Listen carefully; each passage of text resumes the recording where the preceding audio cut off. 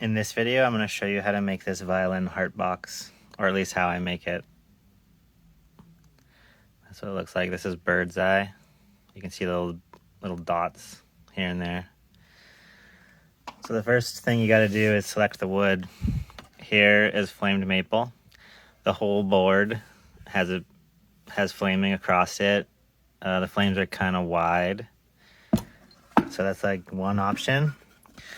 This one has tighter flames, but it only really goes down this one side. This other side here, kind of useless. I'd end up cutting that off and not really using it. And then this is a chunk of spruce.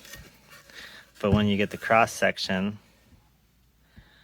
you can see that this whole side is much wider grain, but then right in through here you get a pretty tight grain chunk. So for this heart, I'm gonna try to cut out a block right here to get this nice tight grain, and this will actually do 2 hearts if I cut across. And then I actually made a few out of this tight grain one already, so for the back I'm gonna go with this. I'll cut a block out of one of the more interesting sections of this wavy grain, and even if it looks wavy on the top, you know, you'll get down there and the wave will be slightly different, so you just do your best to choose what it looks like from the surface. So here we have it on the miter saw. I've got this level set for the 115 millimeter square that I need for the heart. And so when you do that, you can line it up here on the laser dot. I got this whole thing locked down. So then you just basically rip it.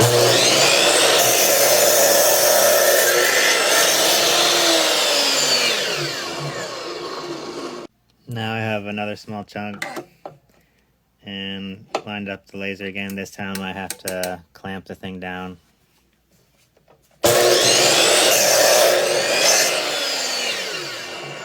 I just set up this jig here, and it's just 2 pieces of wood clamped on each side. I've got the line a little bit over what I need to make one block out of this side, and then I'll flip it and do the other one. This isn't quite thick enough for 3, so I'm just going to overcut on just one to make 2 out of it, and not try to get it so close that I screw it up. So that's why I'm doing like more than I need. And the saw is not big enough to get all the way through the block, which actually kind of helps because it means I don't have to adjust my jig in between, like so.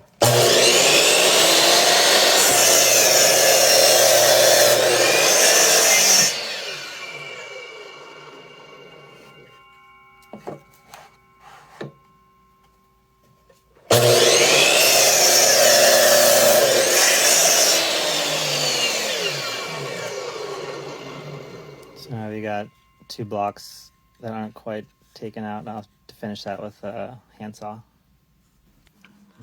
It's taped. It doesn't have to be pretty.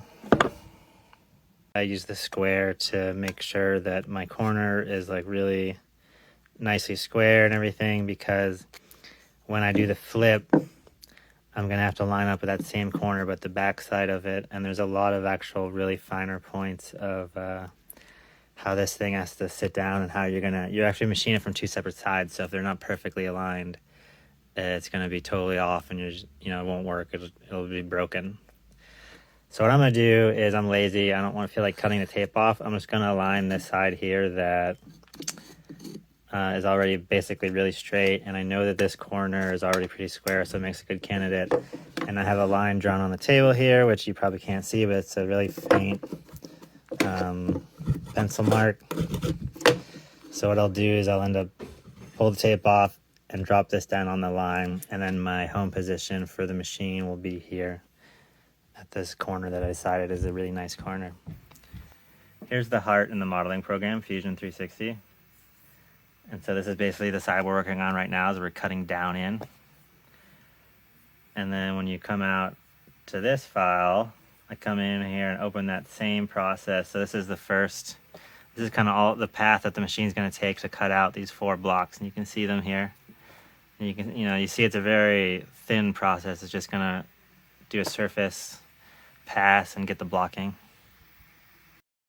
You don't have to be very accurate with the surfacing bit because you're just trying to bring the whole thing down. There's no real accuracy there. But what you do want to be careful of is trying to get the right height every time you make a run. And I still have about 4 millimeters to take off. So I'm just going to turn this thing on, and then I'll zero down, and you'll see it start cutting, and I'll just run the program real quick. I ran the surfacing operation like 5 or 6 times to get it down to about 20 millimeters perfectly.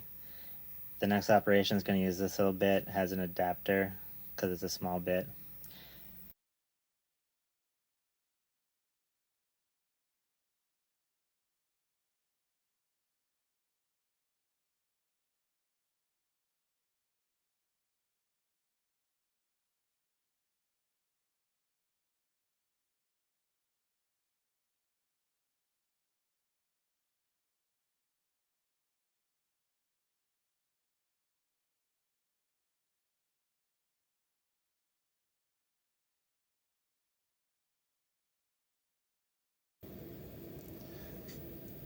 This is the bit for the next operation. It's a 6 millimeter ball end. That's going to create a smooth, scooped interior for the heart.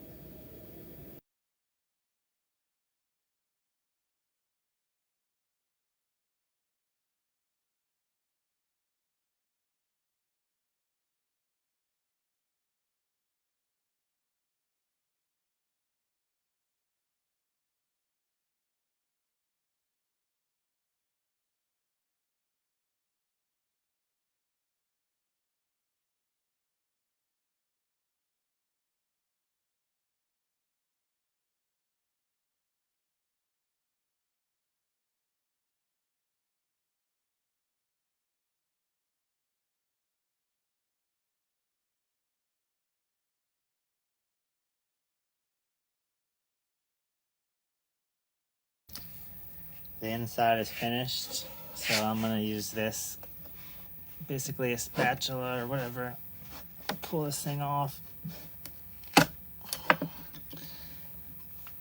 And then I'm going to actually take the tape off and then tape this side after I clean up the fringe so that it doesn't mess with the tape.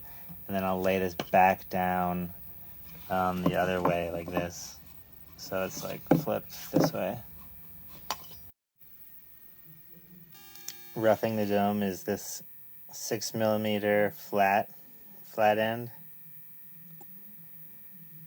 See, it's got 4 flutes, which means it has 4 grooves spiraling up.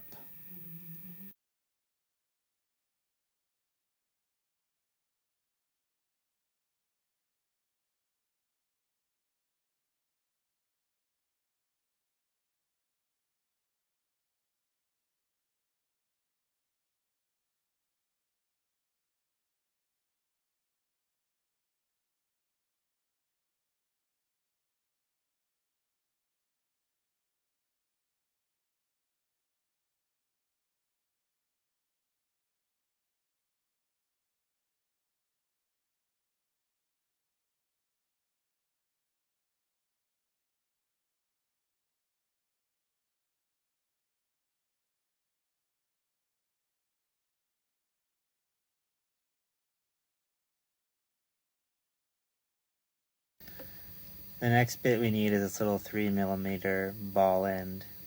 It's like the tiny version of that ball end that we had on the other side.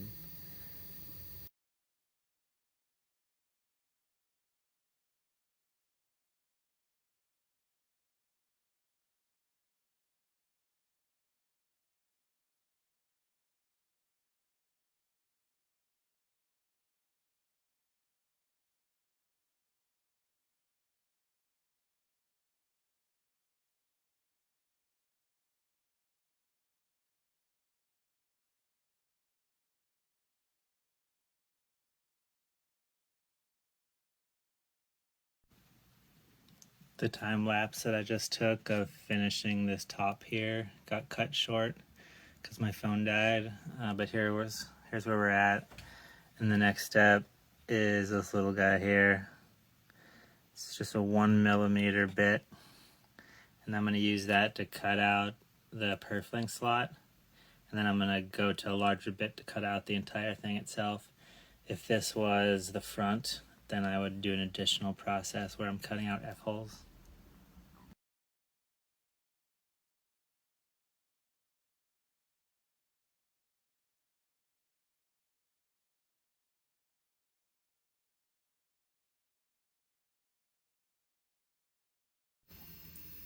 You can see that some parts cut all the way through. I worked the side a little bit with a knife, but then this side didn't really go all the way through, and I could have run it twice. But usually you have to finish it with a knife anyway, so the next step is to just carefully use a knife to cut it out of the form. So I taped down the spruce top here, and while it machines, I'm gonna work on finishing up the back that we just did. And basically we've done about 2.5 hours of machining so far, and some manual labor, and then I'm looking to do another 2-something hours of machining to get this next piece done.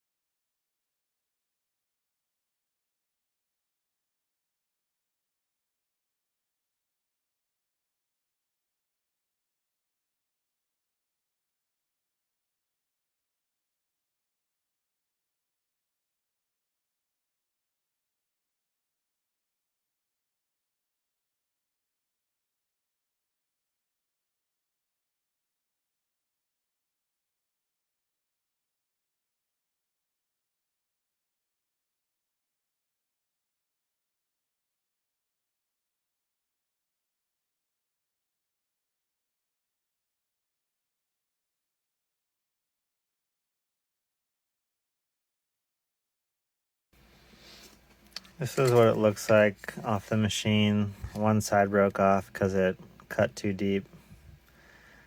As you can see, the edges are still pretty rough. There's no little F cut there in the F hole. So the next step is you take this carving knife, break it free, clean out some of the bigger rough pieces, including cleaning up this channel. You've got to worry about all the stuff here around the edges on the inside too. Getting this all nice and clean. I use the X-Acto knife to cut the little notches in the F holes. And then you either want to use a file or a Dremel. There's no harm, no shame rather, in using a Dremel. And I'm going to work the whole outer edge on the inside here to make it nice and rounded off like a normal violin. Here's a back that's been cleaned up. Looks pretty good. So then what I did is I cut a couple of strips of purfling to about the approximate length. I then fit them in the channel, trim them to be more accurate, and then I let them sit in the channel without any glue, and that kind of gave them this, this form here. So now I know that they fit perfectly in the channel, and I'm going to actually lay the glue down and then put them in the channel permanently. I use this stuff because it gives you a lot of working time, but you can use any type of hide glue.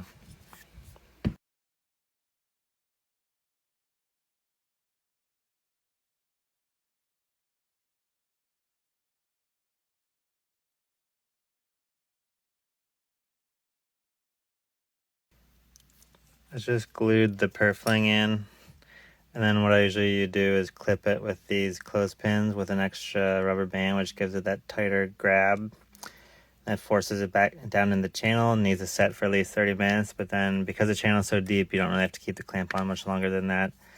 Certain parts require to cut the tip off of a clothespin because you need to get kind of up against, oh, there goes one, up against like a piece like that. But for the other areas like this one that just came off, it's plenty just to get it to snap there.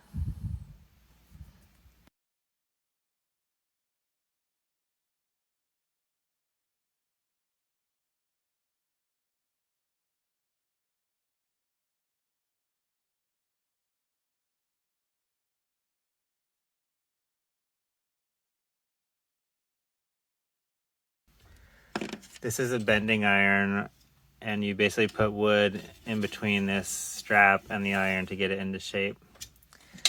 I've created a jig, which is effectively the shape that I want wood to be and get into. This is the wood I'm about to bend.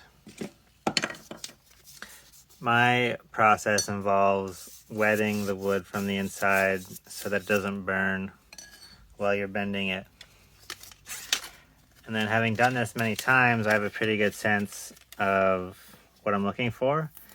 But you basically get it on the iron, and you can see the angle that my left hand is coming off the iron at determines how much of a bend comes off the wood.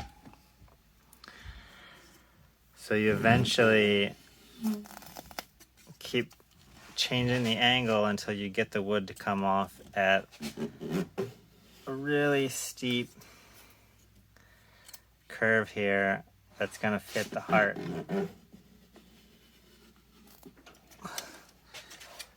So as you can see, I'm kind of working my way up to a heart. I've already done this one and then trimmed it, and as you can see, it'll fit in here.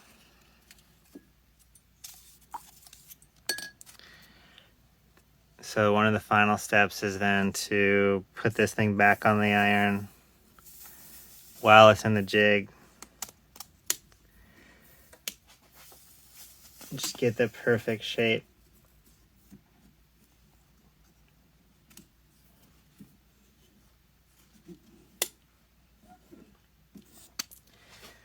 Yeah, anyway, something like that. So here's the back that we just added purfling to. Here's a little jig that I put the ribs into. It makes it so that when you glue the rib in, the jig part doesn't actually glue the ribs because it has a certain amount of space. And so then the next piece is you kind of want to dry fit, get a good sense of where these things line up. Something like that. And then actually what I do is I bring down a clamp like this and I get that lined up, and it won't be perfect right now, but effectively you work that thing out, get it into the clamp there. Then you also need to clamp downward to make sure that the ribs connect the heart. But that's basically the two things. You can actually just fit the first clamp, get that to use the friction to get that working, and then you don't need this anymore. And then you basically can set the heart kind of down and then put a weight on top to get the ribs to stick. So that's what I do. So just imagine that we fit that perfectly, and the outcome is effectively this rib here. And then you gotta let that dry and do that again, and then you've got the two ribs. All right, so fast forward, let's say you got the ribs are on. The next step is you gotta clean up the glue, which you can do. You can just wet it down and scrape it off because it's high glue. You wanna clear up some of the surfaces, sandpaper a bunch of stuff, go down through the grits. You might even want to get into micro mesh, which is really, really high grit. Like for example, this one you can see has a couple of, it's just not perfectly clear. And what I need to do next for this is sand it down a bit. What I've already done is I've added a couple of layers of this clear oil varnish. So you do a small layer of that, it gets kind of that wetter color that it sticks to. So actually this is what it would look like originally. And the difference here is literally just varnish. A few coats of varnish, it acts as kind of like a mirror. It fills in the holes. It allows the light to directly go right down in, and it looks smoother because it fills in all the little gaps that wood would normally have. And then there's what a front would look like after, you do the notches, the purflings and everything. And for a comparison, this is what it looks like right off the machine. So there is a lot of work to be done. There's a lot of surfacing. And then actually another important thing is once you've varnished everything, and do remember to varnish the inside here, which is visible. Once you varnish everything, then you actually have to fit these little pieces here. They don't, it's not perfect because the rib might sit at a slight angle. Like see right here how there's hardly any overlap. That's a defect obviously, but maybe sometime when you hit the clamp, the rib was a little too long in this part right here, and you have to account for that when you actually cut out the tabs here. So this one fits once you get, the thing stuck together.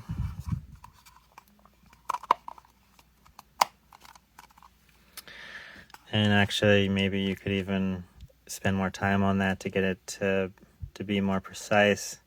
That's the general idea. So this is the finished product, and maybe it needs a little bit, maybe one more coat or two of varnish. Oh, and then this is a really light stone powder that is like a really, really high grit sandpaper. So you add this to basically a cotton cloth or something. You wet the cotton cloth, add this, and then you can rub it over the varnish, and it brings down just like the smallest little things. It's barely does anything, and that's why you can use it directly on varnish to actually sand the varnish.